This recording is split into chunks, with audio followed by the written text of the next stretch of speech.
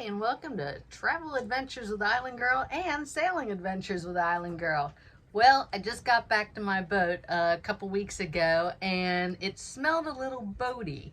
You know how you normally get on your boat and you're like, a little musty, a little diesel, a little smelly, but this was a little more than normal. So I looked all around my boat. I'm like, what is that smell?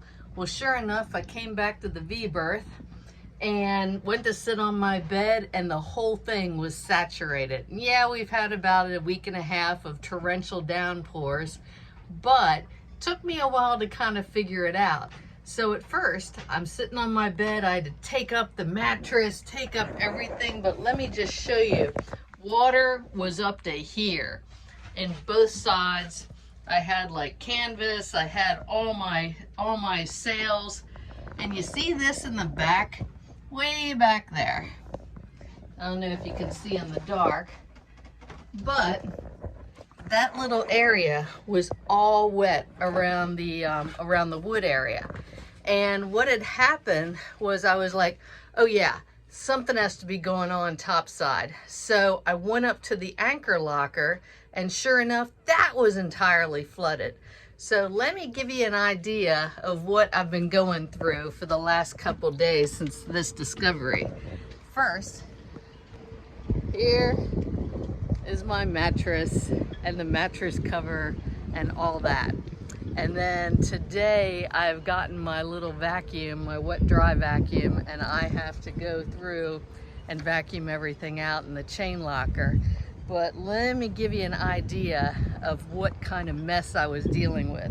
Because most of the time you don't even think to check your chain locker. You're just like, oh yeah, it's there, it's attached to my anchor, whatever. So let me give you an idea. So there's my little wet dry vac. Let's walk up here, see what's going on.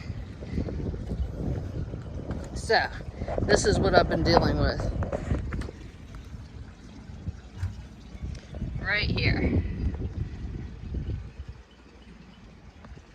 So the water in here was like completely full.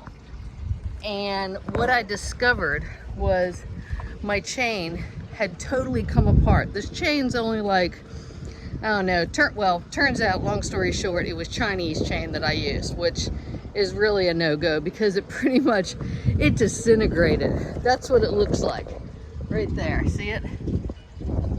And it just kind of totally fell apart, which then jammed up all of the drainage holes in my anchor area. And so with all the holes, nothing can drain out, nothing can drain away. So it just fills up with water, which then it overflowed down into my V-berth, which then overflowed way down there. And I don't even think any of it reached the bilge. I even kind of smelled and tasted it. I was like, oh, fresh water, has to be rainwater. So yeah, things that make you go, and what you need to remember to check out. So today and yesterday and everything, I'm going through all my road and just going to see if my chain road is still good, if this stuff is still worth saving, or if I have to get new stuff, and how all the connections are on my anchors, and what kind of chain I need now. So I'm gonna replace my chain probably about, probably 30 feet is all I need. But this is quite the task. So always check your chain locker and all that.